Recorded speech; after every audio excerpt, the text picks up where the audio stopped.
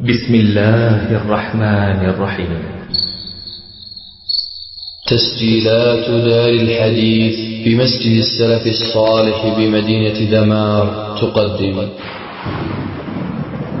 إن الصلاة بعد توحيد العلي أفضل ما نعمله من عملي. الصلاة الصلاة الصلاة الصلاة الصلاة الصلاة.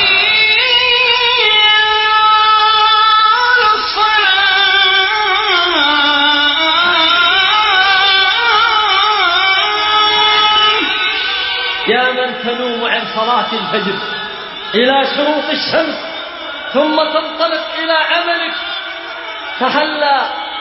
فهلا تذكرت هذا العقاب الصارم لهذا النائم الذي قد قرأ القرآن ثم رفض العمل به ولم يبالي، فهذه عقوبته.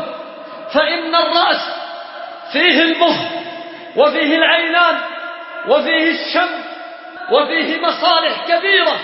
رأسك الذي يسجد للخالق لما تكبر وتمرد على السجود، تمرد عن السجود لله، استحق هذه العقوبة. ولا شك أن الجسد أيضا يمسه عذاب من هذا العذاب.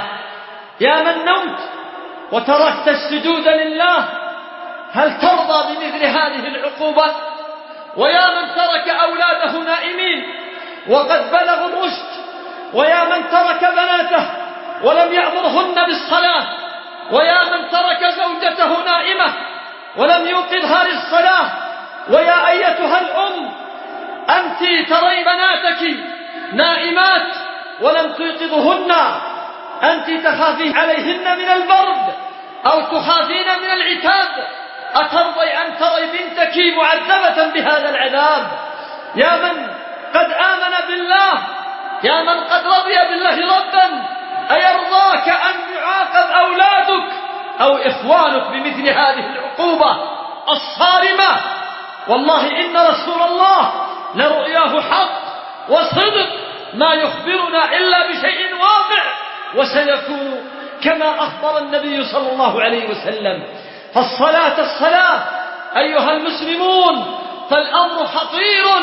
هذه عقوبة في موقف واحد، وسيزلزلون زلزالا شديدا أيضا، كما قال ربنا جل وعلا: كل نفس بما كسبت رهينة إلا أصحاب اليمين في جنات يتساءلون عن المجرمين ما سلككم في سقر قالوا لم نك من المصلين.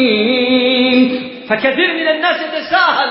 إبليس لما تكبر عن سجدة واحدة بأمر الواحد القهار لآدم عليه السلام، استحق أن يبعد من الجنة ويخرج من الجنة ويطرد إلى أبد الآبدين، وأن عليه اللعنة إلى يوم الدين.